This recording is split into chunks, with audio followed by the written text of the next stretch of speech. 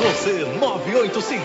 Rádio 100.5 AFM Líder. Organização Maroja, sempre com você. O que você faz com suas fitas de vídeo? A Tony Show Comunicação copia fitas de vídeo para DVD com qualidade 100% digital, garantindo total fidelidade ao material original e eternidade para suas recordações. Nosso serviço inclui cópia em DVD com impressão personalizada e estojo DVD Box. As cópias podem ser feitas a partir de VHS ou Betacam com a melhor qualidade e o menor preço do mercado. O que você faz com suas fitas de vídeo? A Tony Show Comunicação copia para você em DVD. Ligue 3241-2727. 3241-2727. 100.5 fácil de sintonizar. 100.5 o sucesso tá no ar. 100.5 tudo que eu sempre quis e todo mundo pede e fiz. 100.5 alegria e emoção. Música, esporte, notícia em primeira mão. 100.5 tão gostosa de escutar. 24 horas no ar. 100.5 também na internet. É só acessar o portal Tony Show. 100.5 Você acessa www.tonyshow.com e escuta o melhor do rádio.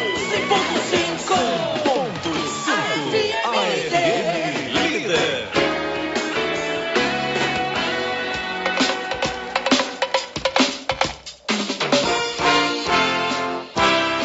A partir de agora, direto dos estúdios da 100.5, a FM Líder, o melhor da música instrumental brasileira. Programa Palco Brasil.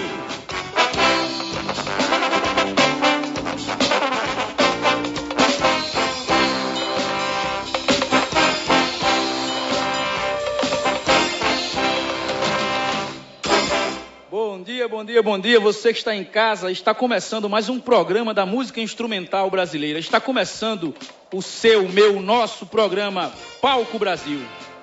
Bom dia a todos os ouvintes do programa Palco Brasil. É sempre uma satisfação nos encontrarmos todos os sábados a partir das 8 horas da manhã aqui na 100.5 FM Líder para compartilharmos o melhor da música instrumental brasileira para você. E o programa de hoje é todo especial, o arquivo musical vem recheado de muita música. Bom dia, ouvintes sintonizados na 100.5 FM Líder. Está no ar o programa Palco Brasil, trazendo o melhor da música instrumental para vocês. Daqui a pouquinho teremos a nossa agenda musical, divulgando os melhores eventos do fim de semana. Fique ligado. Bom dia, meu povo lindo, meu povo maravilhoso dessa grande e maravilhosa Paraíba. Bom dia, esse é o programa Palco Brasil. A partir de agora, música, informação, entrevista, o que vai rolar essa semana ainda para você curtir. Fique conosco, estaremos aqui juntinhos até as 9 horas da manhã na sua 100.5 AFM Líder. E agora, vamos de arquivo musical com a Orquestra Sanhauá e a participação de Ledo Ivo com a música Meu Feroz Cavalo Marinho.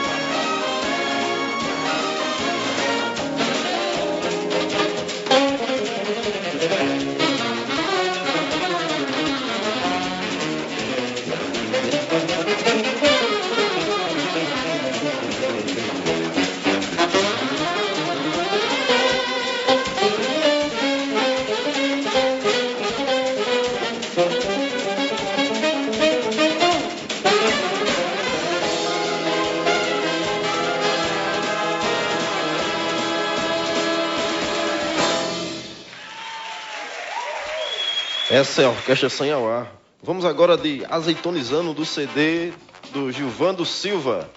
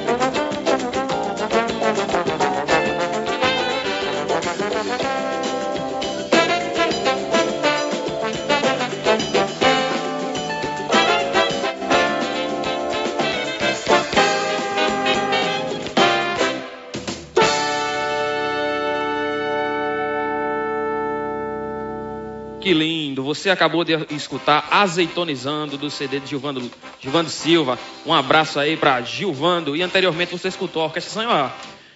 Tá curtindo o nosso programa aí? Vai lá no Facebook, Programa Palco Brasil. Lá você vai encontrar informações do que aconteceu, vídeos, fotos e o que vai acontecer na próxima edição do Palco Brasil. Se preferir, acesse o nosso blog, programapalcobrasil.blogspot.com.br ou no nosso canal no YouTube, Programa Palco Brasil. Vai lá, acessa, vê nossas fotos, nossos vídeos, curte nossa página lá. É muito massa, vai lá. E agora vamos de música. Vamos de Coco, do nosso convidado João Linhares. Lembrando que a interpretação é de Raif Barreto no violoncelo e Paulo Gazaneu no piano.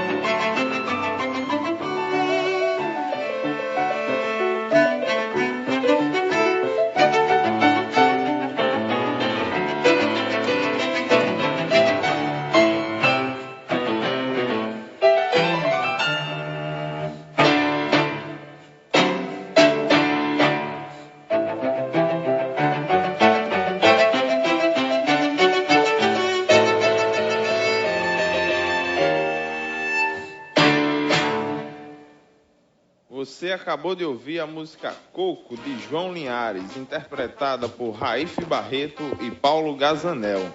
Vamos agora de Conversa Afinada. João Linhares, compositor, arranjador, regente e multi-instrumentista, nasceu em Patos, na Paraíba. Começou seus estudos musicais aos 8 anos de idade com sua mãe, Celerinda Linhares. Em 78, entrou no curso de extensão na UFPB e estudou violão com o professor Djalma Marques. Em 80, já na Universidade Federal da Paraíba, estudou violoncelo com os professores Juarez Johnson, André Mourou, Francisco Pino, Nelson Campos e Márcio Malardi. Fez curso de apreciação musical com o compositor José Siqueira e estudou harmonia com os professores Kaplan, Clóvis Pereira e Ian Guest. João Linhares também já compôs trilha para teatro, vídeo e balé, e entre as suas mais de 200 composições destacam-se o Concertino para Flauta e Cordas e A Lenda do Carneiro Encantado, Fantasia para Orquestra em 4 movimentos, e também atuou em 2011 como regente titular da Orquestra Sinfônica da Paraíba. João Linhares, bom dia. É um prazer para nós fazermos o programa Palco Brasil, tê-lo aqui como entrevistado. E fique à vontade, esse palco é todo seu. Obrigado, eu fico feliz de estar aqui participando, né, desse programa, que é um programa novo, um programa assim que nos alegra que exista, porque a música instrumental paraibana, a brasileira e também principalmente a paraibana, carece de espaços assim, né, para música instrumental, para o músico poder aparecer, porque em geral o músico fica muito assim atrás dos cantores e das produções e tal, e um programa assim que mostra o trabalho do músico é muito importante. Muito obrigado de me chamarem aqui. Professor maestro João Linhares, eu quero dizer que satisfação revê-lo pela segunda vez, e desde já agradecer pela sua recepção. Estivemos na sua casa, tivemos uma conversa bem interessante, bem legal sobre essa entrevista, sobre sua vida. Eu queria que o senhor falasse para os ouvintes da sua iniciação musical, como foi que aconteceu, de onde despertou tudo isso. Olha, assim, falar um pouco da minha trajetória é também falar um pouco da trajetória dos meus amigos, né? Porque a gente nunca tá sozinho nesse meio. Então, assim, eu tanto assim estudei como eu convivi também com muitos artistas aqui, né? E assim, como eu comecei estudando na escola desde muito cedo, eu me lembro de um dia que estávamos sentados na calçada do departamento de música, atrás do departamento de música que funcionava na Rua das Trincheiras, eu, o maestro Chiquito, Letinho, guitarrista, Júnior Espíndola, guitarrista também, e nós éramos os alunos, de certa forma, entre aspas, não muito bem vistos, porque éramos de música popular, né? Então nós vínhamos da escola de música popular, e o ambiente era um ambiente muito erudito, muito, assim, muitos alunos vinham e faziam aulas de música, mas como uma coisa assim, lúdica para eles. E nós já éramos músicos naquela situação e estávamos ali para realmente aprender música, estudar. E eu lembro que chegou um dos alunos, a mãe veio deixar num carro bonito, luxuoso assim. Aí eu, brincando com o Chiquito, eu falei: maestro, na época não era nem maestro, né? Porque nós fomos ser chamados de maestro muito tempo depois. Nessa época éramos apenas alunos ali, né? E eu falei: Chiquito, e esses meninos é que são vida boa, que a mãe vem deixar e vem buscar, a gente pega 2 ônibus com o instrumento nas costas para vir para cá. E o mestre Chiquito respondeu: esses aí, na primeira dificuldade, vão abandonar a música. Esses não estão na música porque são músicos, estão como passatempo. Você vai ver. E assim foi. Quando as dificuldades começaram a aparecer, aquelas pessoas todas desistiram e, para nossa sorte, o tempo filtrou e ficaram só os músicos, só quem veio mesmo para estudar música. História de quem sabe. Maestro, bom dia. Eu queria que o senhor explicasse para nós, porque para nós fomos intimados, na verdade, a trazer o senhor. Nós fomos ordenados que trouxessem o senhor. Chiquito falou do senhor. Teinha falou de forma muito respeitosa, muito mesmo, muito grata. Sandoval falou do senhor. Gilvando falou do senhor. O Maestro Duria, todos falaram do senhor. Então, como é isso? Como é saber que existe esse sentimento bacana vindo de pessoas respeitadas da música instrumental do nosso estado, quiçá no nosso país, essa é a grande verdade, e todos fazem referência ao professor, ao maestro, ao amigo, multi-instrumentista João Linhares. Como é saber que torna-se tão importante, não só musicalmente falando, porque, segundo o comentário de Chiquito ontem no Face, que é o primeiro a comentar quando ele acha o assunto interessante, e postamos sobre a sua vinda ao programa, ele só foi lá e disse, um gênio. Então, como é isso? Como é fazer parte e ter influenciado tanta gente boa? Olha, rapaz, um gênio é bondade, né, do Negão. É bondade do Negão, mas assim, eu sou uma pessoa muito disciplinada com a minha música, assim, sabe? E, assim, eu trabalhei com todas essas pessoas, eu aprendi muito com elas, assim, sabe? E só tenho a dizer de bom de todos eles, sabe? E, assim, mas voltando a um período mais de quando éramos estudantes, as coisas eram muito difíceis para a música. Então, assim, a gente que fazia música popular, a gente não tinha acesso a método, não tinha acesso a bons discos, então rolava aquela coisa de dizer, rapaz, tem um cara em Recife que tem um método de guitarra e a gente ia tentar conseguir, aí ia dar um jeito de ir até Recife para tirar a xerox de um método de guitarra. Era nesse nível a coisa, entendeu? Não existia internet. Aí tinha um cara que sabia improvisar, fulano de tal sabe improvisar, mas aí como é que a gente vai aprender a improvisar se fulano de tal não ensina a improvisar? Né? Então, assim, nós sofríamos preconceito na escola de música, na escola erudita de música, e ao mesmo tempo não tínhamos onde estudar o popular. O que tinha era um barzinho para tocar e a gente tirar as músicas de ouvido e ir lá e tocar. Então, assim, acabou sendo para nós uma necessidade ouvir e copiar. Então, nós fomos ficando, assim, eu junto com o maestro Chiquito, tive a oportunidade de fazer uma boa parte do repertório da Metalúrgica Filipeia, né? Que a Metalúrgica Filipeia foi uma escola de música popular, digamos assim, antes do que surgisse. Hoje já tem uma escola, né? Graças a Deus se conseguiu, houve um avanço nessa área, e hoje tem uma escola de música popular com excelentes professores, né? Mas na época essa escola era a Metalúrgica Filipeia, porque não havia escola, né? Então, assim, a Metalúrgica Filipeia ela foi uma resistência, de certa forma, na música instrumental. E apesar de ter tocado muito baile, mas a essência era de música instrumental e ainda é, né?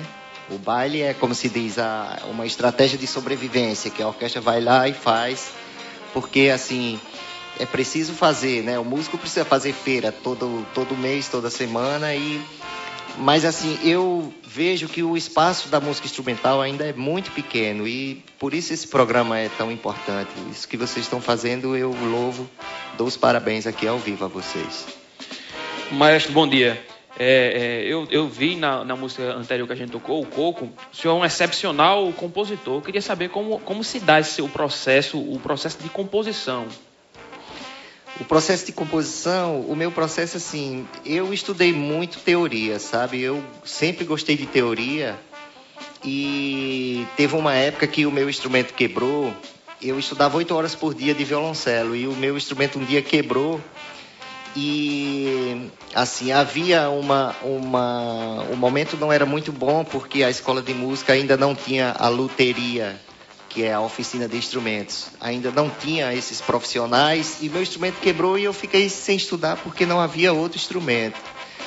E o que foi que eu fiz? Eu peguei a mesma disciplina que eu estava usando para o violoncelo e fui para a teoria. Eu digo, já que eu não posso estudar na prática, eu vou para a teoria. Aí peguei os livros, todos os livros que eu tinha e passei a estudar as mesmas 8 horas por dia que eu estudava de instrumento, eu fui estudar de teoria.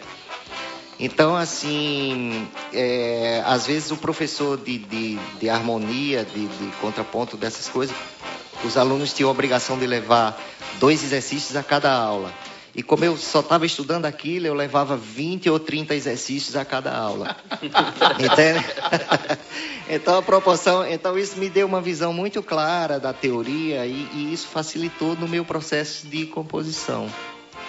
Maestro, o senhor tem passagens, assim, Léo, quando leu aqui o release, ele leu, acho que foi 2 ou 3 linhas, porque se fosse ler todo, a gente estava falando do seu histórico ainda. E o senhor tem passagens por referências da música popular brasileira, grandes artistas, e que, assim, é interessante que o público em casa saiba que o senhor produziu muitos dos discos desses camaradas. Tem uma passagem por Flávio Venturini também, aquela coisa. Como foi? Tem, assim, a Jazz Sinfônica lá do estado de São Paulo, ela tem um conselho de arranjadores. Então, é uma orquestra, é muito interessante o formato daquela orquestra, porque ela é uma orquestra que toca música popular, que tem a improvisação junto com essa coisa sinfônica e que tem um conselho de arranjadores. Então, na época, tinha 8 arranjadores. E a esses arranjadores, isso permite à orquestra ter uma programação criativa, porque ela pode planejar o ano inteiro dela só com coisas inéditas. Não que as músicas sejam inéditas, mas a partir do momento que o arranjo é novo, aquela música é uma releitura daquela música. Então, é uma nova música. Então, assim, de certa forma uma orquestra que tem a música viva, porque os músicos estão sempre escrevendo para ela. E um dia, chegando em São Paulo, eu levei uns arranjos que eu havia feito aqui para a Sinfônica. Eu levei para o maestro Ciro Pereira. O maestro Ciro Pereira, que é um grande arranjador, um dos maiores do Brasil, assim, do nível de Maurice Ravel. E Ciro Pereira, o maestro Nelson Aires também é um grande gênio, assim, dos arranjos, né? Um cara que sabe escrever primorosamente para qualquer instrumento. E eles eram os diretores artísticos de lá. E um dia eu fiz concurso para violoncelista e passei e fiquei tocando lá.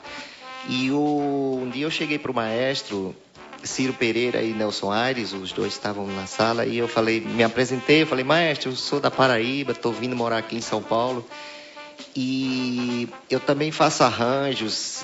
Será que o senhor poderia dar uma olhada no arranjo meu para ver o que o senhor acha? Só o senhor dizer o que pode melhorar e tal. Aí levei um arranjo de Carinhoso, de Pixinguinha. E eles olharam o arranjo, eu deixei o arranjo com eles e quando foi no outro ensaio, uns 2 dias depois, aí ele me devolveu o arranjo e me convidou para ficar fazendo arranjos também, junto com os outros arranjadores. Então eu considerei isso um gesto deles muito generoso e diplomático comigo, né? Porque a partir daí foi como se eu tivesse entrado realmente numa escola de arranjos, porque eu passei a conviver com todos esses bons arranjadores e absorvendo e podendo levar o meu trabalho e vendo lá ao vivo o que funcionava e o que não funcionava. Então, na verdade, isso para mim foi um grande laboratório. Maestro, lá no seu estúdio, enquanto conversávamos, o senhor nos apresentou um acervo enorme lá de composições. E assim, o senhor compõe tanto música vocal, que estão aí em alguns CDs seus, quanto música instrumental. Como é essa questão na atualidade? Hoje o senhor tem composto, tem trabalhado mais em música vocal ou em música instrumental? No momento, eu estou preparando um songbook meu de canções, porque assim, eu tenho muitas canções e eu esqueço de algumas canções. Então tem umas pessoas, como uma prima minha chamada Fabiola Lanusa, Bilinha, e Bilinha é uma espécie de memória minha, assim, né, que ela lembra de músicas minhas que eu não lembro mais, coisas muito antigas. Então sempre que eu vou na casa dela, ela faz, toca aquela música assim, tal, daquela época. Então eu estou pegando as pessoas que... Muita coisa eu tenho guardada em papel manuscrito, mas tem muita coisa que as pessoas lembram que eu não lembro. Então eu estou com a ajuda dessas pessoas, fazendo um songbook para lançar um livro com todas as minhas canções. Passa a ser um registro de memórias, né? Exato. É porque a partitura é um documento, claro, né? A partitura é um documento. Então, assim, mesmo que essa música não seja gravada, não seja interpretada, ela fica escrita e ela pode ser lida em qualquer lugar do mundo, né? Verdade. Então, assim, a minha preocupação é mais essa, porque, assim, não tem como eu gravar todas as músicas que eu fiz, porque, assim, passam de 200, assim, só de canções. Sem falar em coisas instrumentais, trio, quarteto, duo, coisas de música de câmera. Então, eu vou fazer um songbook com as canções e, em seguida, eu vou lançar também essas outras obras que são... que são instrumentais, né? Maestro, o senhor, assim, viajou o mundo inteiro, conheceu grandes referências da música instrumental mundial, na verdade, porque o senhor estudou diretamente com José Siqueira, um gênio, um divisor de águas, uma das nossas grandes referências, o grande José Siqueira. Como foi isso? Como foi ter estudado com esse cara? O que o senhor traz? Olha, o José Siqueira, ele não foi diretamente um professor meu. Ele dava festivais, palestras e, assim, aulas de apreciação musical dentro de um festival. Só que ele dava para o público de um modo geral, mas nós que éramos músicos, que estávamos ali interessados em música, era uma grande riqueza, porque a gente não perdia nada do que aquele homem estava dizendo, né? Do mesmo jeito, nós tivemos a sorte também de conviver com maestros como Eleazar de Carvalho, que era um grande maestro, um grande músico. Então, assim, esses grandes talentos que vieram do sertão, como o professor Radegundes, que foi o maior ícone, eu acho, assim, né? Eu acho que, assim, eu recuso a patente de gênio. Eu acho que essa patente é do professor Radegundes Feitosa. Eu acho que ele foi o grande gênio, assim, que veio do sertão e que fez uma revolução, assim. Nós vamos juntos, assim, tá ali, todos temos talento e batalhamos muito pela música, mas eu acho que essa cartola de gênio não é para mim, é para o professor Radegundes Feitosa. O cara que sempre defendeu a bandeira da música instrumental paraibana, o cara que sempre defendeu que não existe música boa, música ruim. E é música é música, cara. Não tem essa coisa, não, tem essa besteira de música erudita, música popular. A dificuldade é a mesma. Eu acho que para quem está ouvindo, na verdade, ele vai querer saber que você, artista, quando está se apresentando, está tocando com a alma. Isso faz tocar a alma dele também. Não existe essa besteira. E ele defendeu sempre isso, né? Acho que um guerreiro da nossa música. Com certeza. Eu acho assim, eu sou muito a favor da transversalidade. Assim, as linguagens se entrelaçando e em harmonia. Entende? Então, assim, eu acho que a música popular, ela foi esquecida e ela foi para as mãos de pessoas que não sabem fazer música. Então, assim, o popular foi entregue a pessoas que tratam a música com pornografia, às vezes até, né? Então, a música popular está na mão de quem não sabe fazer música. E, assim, as pessoas que têm estudo de música, que sabem fazer música, devem abraçar o popular, para resgatar o popular dessa lama que ele caiu, né? Na verdade, é aquela coisa, a grande mídia vende isso que o senhor falou de verdade. É mais fácil vender essa pornografia danada que fizeram da música, as músicas de 2 sílabas, eles vendem isso, porque o público, na verdade, eles oferecem, o público absorve, né? Mas o Maestro Chiquito veio para cá e ele tentou nos explicar que, na verdade, não tem esse lance de eu não gostar da música boa, eu não ter oportunidade de ouvir. Olha, eu acho que a música, enquanto produto, ela deveria ter um controle de qualidade. Eu não estou falando de censura, mas eu estou falando de, por exemplo, não adianta um professor ensinar uma coisa na escola para o aluno e o aluno sair dali e passar o resto do dia ouvindo uma mensagem ali daquela música, de uma coisa que o que eu quero dizer em resumo é que a música mal feita, ela destrói o trabalho da educação. Porque o aluno passa muito menos tempo com o professor do que exposto a esse tipo de coisa. Então, eu acho que assim precisava haver uma conscientização de que a música pode realmente ajudar no processo de educação. Agora, e ela pode muito prejudicar na deseducação, que é o que tem acontecido. A música popular, ela tem, de certa forma, deseducado a sociedade. Falando em educação, eu queria que o senhor falasse para nós a sua experiência que o senhor teve ao passar pela Jazz Sinfônica, que é um projeto apoiado e abraçado pela Secretaria de Cultura de São Paulo e tem resgatado e fortalecido a nova geração da música. Fale um pouco sobre isso, sua experiência. O tempo que eu passei lá foi um tempo muito bom, assim, porque a Escola de Música, a Universidade Livre de Música, foi um projeto de Tom Jobim. Tom Jobim levou esse projeto para lá como Universidade Livre. Se chama Universidade Livre justamente porque o conceito da música de uma forma mais aberta, mais livre, assim, né, com improvisação, com tudo, do aluno saber o que está tocando, não só estar tocando sem saber que harmonia é aquela, qual é o conceito daquela música, né? Então, a Universidade Livre foi e ainda é um projeto muito bom de lá. E assim, por estar ali junto com aqueles professores, eu aprendi muito, tive a oportunidade de crescer bastante, assim, porque era um laboratório vivo, né? E lá se faz assim, a orquestra era jovem, mas tinha um excelente nível, porque, para você ter uma ideia, a gente tinha vaga para 12 violinos e eu fazia teste com uma média de 170 violinos para escolher 12.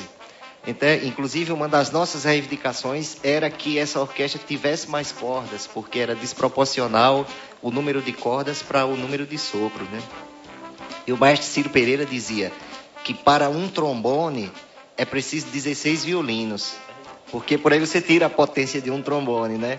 Então, assim, se a gente só tinha 12 violinos e tinha 2 trombones, então já estava musicalmente desproporcional.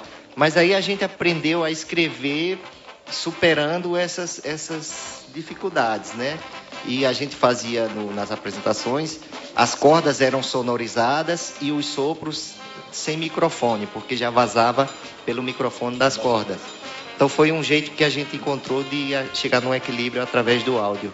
Maestro, o senhor, depois de toda essa passagem lá no Sudeste, o senhor veio para cá, para Paraíba, foi convidado, teve uma passagem muito importante pela Orquestra Sinfônica da Paraíba, né? E como foi isso? O que isso representa na sua vida? Como foi essa passagem? Olha, isso foi uma passagem muito, muito importante para mim, foi muito interessante. Eu gostei muito de ter passado um ano lá. Tentei abrir o máximo que eu pude as portas para a música da terra, assim. E, assim, o momento era muito crítico, né? Porque havia um corte de gratificações e um aumento de jornada de trabalho, né? Quando o governador entrou, ele pediu para as pessoas voltarem a trabalhar 2 expedientes e ainda teve o corte das gratificações. Então, assim, infelizmente, eu cheguei num momento muito conflituoso, as pessoas estavam infelizes e insatisfeitas. E, assim, de certa forma, eu tive que segurar uma situação que não era uma situação musical, né? Era uma situação política e, assim, eu estou preparado para a música, eu não estou preparado para a política, entende? Então, assim, no final, nós entramos em desacordo e acabei ficando um ano só mesmo. Mas satisfeito de ter produzido, porque nós assistimos concertos memoráveis. Teve inéditos, na verdade, revolucionários, podemos dizer, um concerto que o senhor conseguiu reunir 3 grandes guitarristas, né? Isso foi muito bacana, a galera lotou o teatro para assistir. Muito.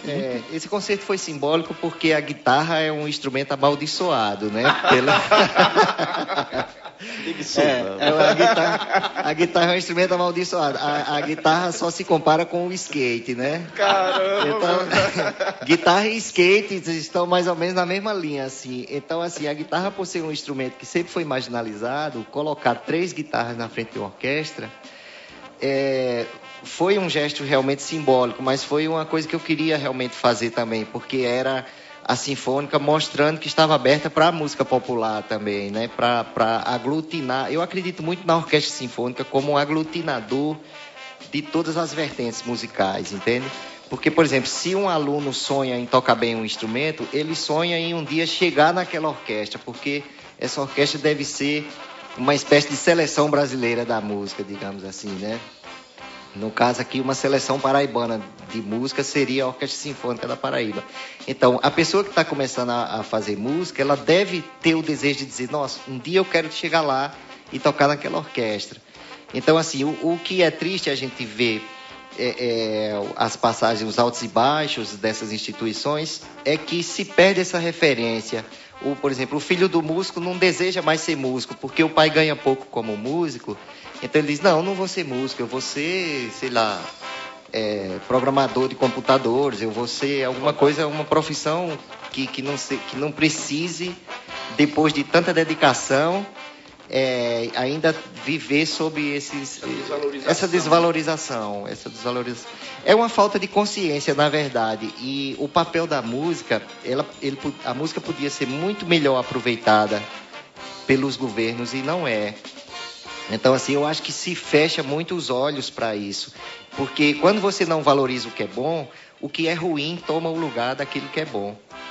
Entende? Então, naturalmente, porque aquilo que é bom não está sendo transmitido, levado para as pessoas. Então, assim, a Orquestra Sinfônica é uma coisa muito boa para a Paraíba. Então, ela precisa estar tocando em todo canto. Ela é uma coisa, a música boa precisa chegar aonde só está chegando música ruim. Ser descentralizada, na verdade, acho que isso é uma grande dificuldade.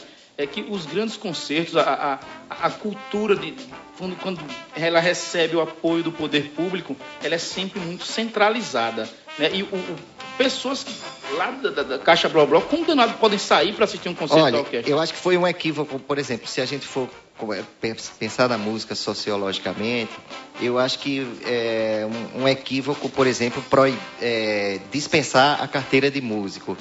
Porque eu não lembro quem foi a senadora, não sei se foi, eu não sei direito quem foi, se foi uma senadora, se foi uma deputada, eu não sei, que fez um projeto e votaram que não é mais obrigatório ter carteira de músico, que qualquer pessoa pode ser músico. Eu acho isso um grande equívoco, porque assim, para as pessoas que estudaram música a vida inteira, ter uma carteira de músico é o que garante a longevidade e a eficiência daquele profissional. Então, a partir do momento que qualquer pessoa pode fazer música, aí dá nisso que deu, entendeu? Todo mundo, música de tudo que é tipo, falando de pornografia, botando as crianças para subir e descer com performances sensuais inadequadas para a idade daquelas crianças. Então, assim, houve um abandono disso aí. Então, se a música é um produto, eu defendo o seguinte, se a música é um produto, ela precisa ter um controle de qualidade. Não existe controle de qualidade para todos os outros produtos, então a música popular é um produto e precisa ter controle de qualidade. Então, o senhor acha que a carteira de músico garante isso? A carteira de músico garantia, de certa forma, essa qualidade, porque assim, o cara precisava ser músico para ir lá e tocar. Hoje o cara não precisa mais ser músico, o cara inventa um refrão qualquer, falando uma barbaridade qualquer, bota uma batida e sai no meio da rua vendendo isso e tocando em todo canto. Então você vê, o falso médico vai para a cadeia. O falso músico recebe apoio do Estado e do município. Então é isso que eu acho errado, entendeu? Eu acho que é isso que precisa ter um olhar para isso, porque assim, a música ruim está aí porque a música boa não está sendo valorizada. Na verdade, só essa coisa é ridículo. Pai e mãe, isso tira até a paciência, porque tem muitos dos casos que papai e mamãe coloca musiquinha para filhinho de 3, 4 aninhos, tá lá ouvindo essas palhaçadas que o senhor tá falando de verdade. E acham graça, cara. Então, a fábrica de fazer coisa ruim vem de casa. Essas Olha, a música, o poder que a música tem, ele é subestimado pelas autoridades, porque a música tem um grande poder. Não é à toa que um hino convence um soldado a ir para a guerra. O hino é música. Então, assim, a música ela tem um poder que está sendo, não está sendo enxergado. Então, assim, tanto esse poder pode ser para educar como para deseducar, porque ela trabalha com acessibilidade, né? Então, assim, a música, eu defendo que precisa ter um controle de qualidade porque virou um produto. E uma vez que é um produto, assim, porque um produto fora de validade no supermercado não pode. Né? Não pode ter um produto que acabe com a sua saúde física. Então, por que pode ter um produto que acaba com a sua saúde mental? Né? Acaba com a sua saúde cidadã, sua saúde educacional, tudo que de certa forma a escola está construindo, a música ruim está destruindo. E é aquela coisa, assim, conversávamos certo dia, mas o médico, ele vai fazer o curso de medicina, cara, ele não sabe fazer a cirurgia, não. Ele vai prestar vestibular, ele vai aprender tudo o que fazer. O advogado, ele vai lá aprender a advogar na faculdade. Mas o músico, para entrar na faculdade, ele já sabe fazer música. O problema da música é o seguinte, é uma arte, né? É uma atividade virtuosa. Então, assim, você trabalhar com atividade virtuosa requer um trabalho contínuo ao longo dos anos, porque ninguém se torna virtuoso em 3 ou 4 meses. Ou a pessoa nasce com aquele dom, ou ela vai ter que trabalhar muitos anos para adquirir aquela técnica. Então, é um trabalho longínquo e de grande disciplina. E, assim, além de tudo isso, ainda tem a questão de você ter que comprar um bom instrumento. Geralmente, músico não tem dinheiro, né? Tem até, geralmente músico não tem dinheiro, diz até só para relaxar. Dizem que Jesus ia chegando para ser crucificado e tinha uma turma achando graça lá num lugar, e aí um dos que acompanhava Jesus falou: Jesus, está vendo, enquanto o Senhor morre pela humanidade, aqueles hereges estão ali conversando, sorrindo. Aí disse que Jesus perguntou: quem são eles? Aí o cara disse: são músicos. Aí disse que Jesus disse: deixa esses pobres contentes. Aí perpetuou, entendeu? A partir dali ficou tudo pobres, deixa esses pobres contentes. Aí perpetuou, assim, cara, os músicos geralmente são pobres e contentes. Você está ouvindo o programa Palco Brasil hoje com a entrevista mais que grata, maravilhosa, do maestro multi-instrumentista. Eu vou falar aqui, não tem adjetivo para definir o cara. Professor João Linhares. O tempo ruge aqui quando a conversa é boa, quando a coisa funciona, e graças a Deus tem funcionado. A gente dá uma olhada para o relógio agora e voa, o tempo voa. Maestro, que grata felicidade ter o senhor aqui. Isso muito nos honra. Em nome da 100.5 FM, quero agradecer ao senhor pela sua vinda, isso maravilhoso. Agora, vale lembrar que uma das pessoas mais importantes para que isso aconteça, Raquel Maroja, nos disponibilizou esse espaço que eu acho que em outras emissoras isso não seria possível, porque isso não é como o senhor está falando, isso torna-se quase que invendável. Então se faz por prazer, por gostar, por querer apoiar a causa, né? E na escuta do nosso programa está toda a galera do Espaço Digital. Abraço Severino, ele escreveu aqui, mandou uma mensagem dizendo que este programa trouxe uma cara nova para a rádio. Os estudantes e advogados, professores da Unip, né, estão na escuta do nosso programa. Enfim, queria mandar um abraço a todos. Maestro, eu acho que o senhor ultrapassa as expectativas. A entrevista flui de uma maneira muito agradável demais. Eu estou muito feliz, na verdade, muito emocionado de poder ter o senhor aqui em nossos estúdios, dando essa aula de cidadania, de músico cidadão, essa é a grande verdade, ensinando para as autoridades, o poder público, o quanto eles estão perdendo ao abandonar, ao não querer enxergar o poder que a música tem. Bela frase. Então, eu fico feliz que esse programa existe, assim, e que o ideal era que isso se reproduzisse, sabe? Porque, assim, quanto mais você fala de desgraça, mais acontece desgraça. Então, assim, a gente precisa começar a falar de coisas boas para poder as coisas boas acontecerem, entendeu? Parar de explorar negatividade, porque, assim, a negatividade está levando a sociedade para o buraco, né? Então, assim, eu acho que a música tem um grande poder, assim, porque ela toca no sentimento da pessoa. Então, quando a pessoa ouve uma música, Por exemplo, eu não conheço qualquer pessoa, por mais ruim que ela seja, tem alguma música que ela gosta. Tem uma hora que ela ouve uma música e que naquele momento o coração dela bate de forma diferente. Lembra um momento, assim, por mais que a pessoa esteja no mundo do crime ou da maldade, mas ainda tem uma coisinha lá no coração que a música pode despertar, tá entendendo? Então, assim, eu acho que, assim, a valorização da cultura como um todo, e assim, principalmente da música, porque eu acho que é difícil uma coisa que influencia o cidadão tanto quanto a música, né? Porque assim, não menosprezando as outras artes, mas a música está em toda parte, a música é explorada comercialmente, a música das artes é a mais explorada, é a que dá mais dinheiro, e antagonicamente os músicos vivem lisos, né? Então assim... O músico, eu acho que de certa forma o músico ele tem uma parcela de culpa porque o músico se conformou em ficar na retaguarda. O músico muitas vezes, assim, o músico de excelente qualidade fica tocando numa banda que só toca bobagem, que só música comercial, e ele deixa de fazer um trabalho que ele tem nível para fazer, para ficar subordinado a um trabalho quase que escravo, ganhando pouco, tocando o que não gosta. Então, assim, eu sou a favor de arriscar, Se você tem competência, se você é um bom músico, faça um bom trabalho, faça o que você acredita, entende? Grave músicas que você gosta e leve o seu som para frente, assim, não se entregue a qualquer banda por qualquer cachê. É verdade. Eu quero agora, nesse momento, mandar um alô pra banda de baile, viu? Olha, não, nada contra. Nós temos excelentes bandas. Temos meus colegas de trabalho. Não, essa história aqui não tem nada a ver com bandas. vocês, não. Aí é outro nível. Não, olha, tem excelentes bandas, mas assim, os donos de banda também têm a responsabilidade. O cara pode dizer, não, essa música eu não toco.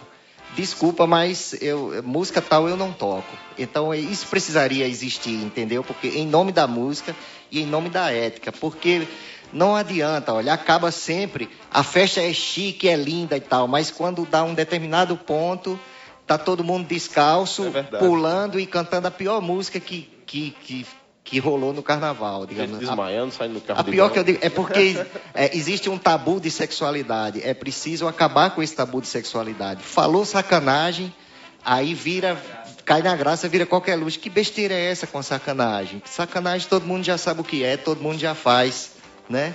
Então, assim, precisa desmistificar isso, porque sacanagem está por fora. O que precisa existir é esperança, sabe, é vontade de continuar fazendo as coisas boas e tal, e a música pode contribuir muito com isso, a popular. Os empresários, eles ganham rios de dinheiro, enquanto você, o artista que está lá suando, passando as noites lá, o cara vai lá, faz um cachê miserável e volta para casa, e muitos desses caras, é como você está falando, se submetem e voltam felizes. Muitos dos colegas músicos. Olha, ganhar pouco também é uma forma de ser feliz, porque não ganhar nada é pior do que ganhar pouco. Entendeu? Então, assim, se está ganhando algum que seja, já é motivo para ser feliz. Agora, poderia ser muito melhor.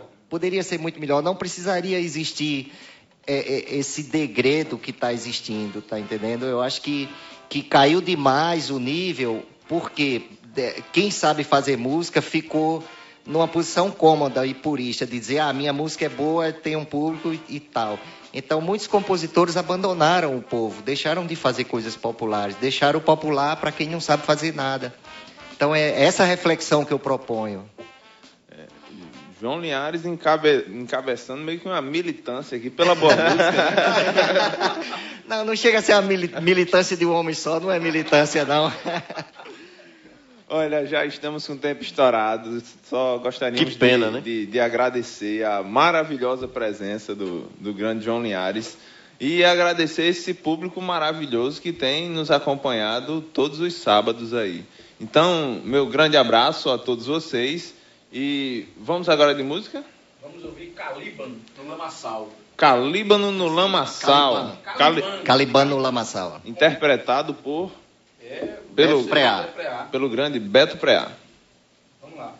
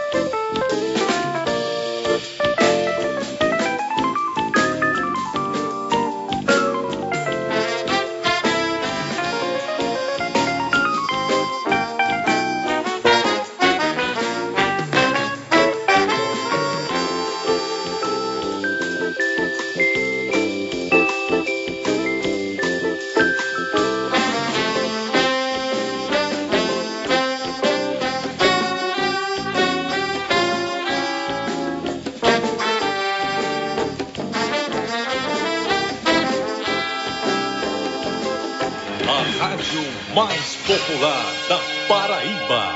100.5 AFM Líder. ZYC 985. Rádio 100.5 AFM Líder. Organização Maroja, sempre com você.